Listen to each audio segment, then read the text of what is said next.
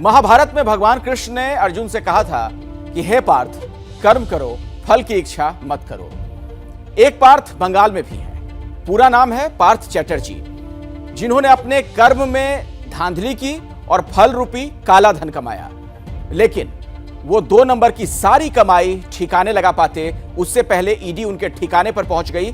50 करोड़ से ज्यादा का कैश जब्त हुआ है। लेकिन हैरानी की बात तो देखिए, इस घपले घोटाले के पैसे का कोई भी मालिक नहीं, कोई भी इसे अपना नहीं बता रहा। सब कह रहे हैं पैसा मेरा नहीं। तो सवाल यह कि आखिर यह पैसा किसका है? क्यों कोई भी 50 करोड़ का मालिक नहीं बनना चाहता? इसी पर देखिए हमारी सहयोगी मनोज्ञा लोईवाल की एक खास रिपोर्ट।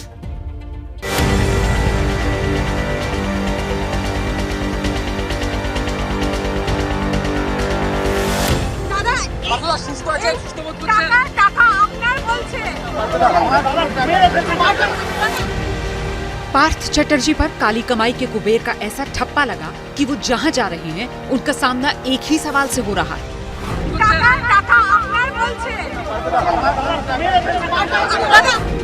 ये यक्ष प्रश्न पार्थ चैटर्जी के साथ परछाई की तरह चल रहा है। ईडी समेत देश का हर नागरिक यही जानना चाहता है कि अर्पिता के घर से बक्सा भर भर कर मिला पैसा पार्थ का नहीं तो किसका है?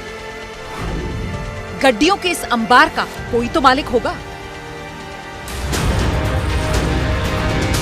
जाहिर है इन पैसों का कोई ना कोई तो मालिक होगा ही, क्योंकि पैसे पेड़ पर नहीं उगते।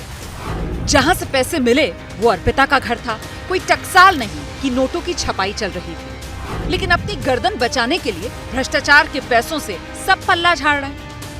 पार्थ कह रहे हैं कि 50 करोड़ से ज्यादा जो माल मिला वो उनका नहीं। उनकी खास दोस्त अर्पिता मुखर्जी रो रो कर कह रही हैं उनका भी नहीं, बल्कि ये पैसा तो पार्थ का है। और दीदी यानी सबकी बॉस ये कहकर पल्ला झाड़ चुकी हैं कि जिसकी जैसी करनी उसकी वैसी भरनी।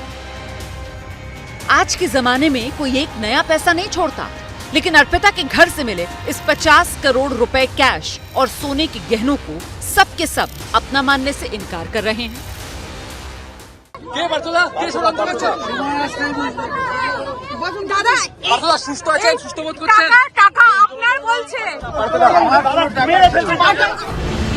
पार्थ भले ही ना कबूले, लेकिन अर्पिता के बाद एक और महिला सामने आई है जिसका दावा है कि पार्थ चैटर्जी से बड़ा भ्रष्टाचारी कोई है नहीं।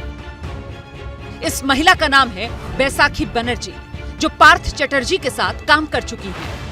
टीएमसी के प्रोफेसर संगठन की महासचिव रह चुकी हैं। बैसाखी का दावा है कि पार्थ और भ्रष्टाचार दोनों एक ही सिक्के के 2 पहलू हैं।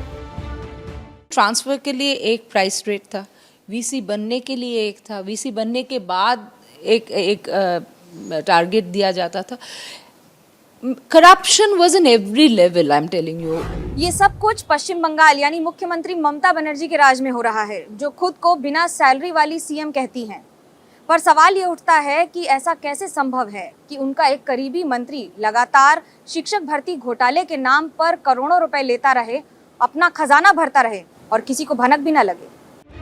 ये सवाल और ना उठे इसलिए दीदी ने पहले पार्थ को अपनी कैबिनेट से गेट आउट बोलकर रस्म अदायगी की और अब पुराने मंत्रियों के पाप धोने के लिए नए मंत्रियों की भर्ती का ऐलान कर दिया।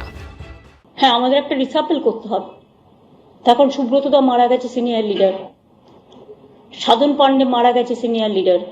পার্থ চ্যাটার্জি জেলে আছেন। এদের কাজগুলো কে করবে? কাউকে না কাউকে তো কাজগুলো করতে হবে। অনেকগুলো মিনিস্ট্রি ফাঁকা পড়ে আছে, কারণ সুব্রতদা নিজে পঞ্চায়েত দেখতেন, পিএইচই দেখতেন, সাধন পান্ডে সেলফ হেল্প গ্রুপ দেখতেন, কনজিউমার্স কোঅপারেটিव দেখতেন, पार्थदा निजे इंडस्ट्री देखते हैं, आईटी देखते हैं। अगर भ्रष्टाचार पर नकेल नहीं कसी गई तो न जाने कितने मंत्री आएंगे और जेल चले जाएंगे। दीदी राज में कई मंत्रियों पर दाग लगे, कुछ जेल गए, कुछ से अब भी पूछताछ जारी है। पार्थ से पहले 17 मई 2021 को नारदा स्टिंग मामले में 2 मंत्री फरहाद हकीम और सुब्रत मुखर्जी को सीबीआई ने गिरफ्तार किया था। पूर्व मंत्री मदन मित्रा और कोलकाता के पूर्व मेयर शोभन चटर्जी भी इसी मामले में गिरफ्तार हुए थे। 14 दिसंबर 2014 को सीबीआई ने ममता बनर्जी के करीबी और बंगाल के परिवहन मंत्री मदन मित्रा को शारदा चिटफंड मामले में गिरफ्तार किया था। 21 नवंबर 2014 को शारदा चिटफंड घोटाले में टीएमसी के राज्यसभा सांसद सुजॉय को सीबीआई ने गिरफ्तार किया था। 23 नवंबर 2013 में शारदा चिटफंड केस में ही टीएमसी के राज्यसभा सांसद कुणाल घोष गिरफ्तार हुए थे। और अब पार्थ के खेल का पर्दाफाश हुआ है। ईडी उनके नाम के घर का जो भी दरवाजा खोल रही है, सिर्फ पैसों की बरसात हो रही है। सवाल ये कि अभी और कितने पैसे मिलेंगे और किसके पैसे मिलेंगे। क्या मजबूरी है मेरी, बताइए। मैं अभी आपको बताती हूँ कि मैंने ओए होए होए होए नमकीन के चटकारे लेते हुए टकटकी मार के डिबेट शो को पॉज रिपीट कर करके देख रहे हैं जोगिंदर जी। इनकी तरह आप भी देखें अपनी फेवरेट डिबेट्स को रिपीट कर और डाउनलोड कीजिए एबीपी लाइव ऐप अपने स्मार्ट टीवी पर।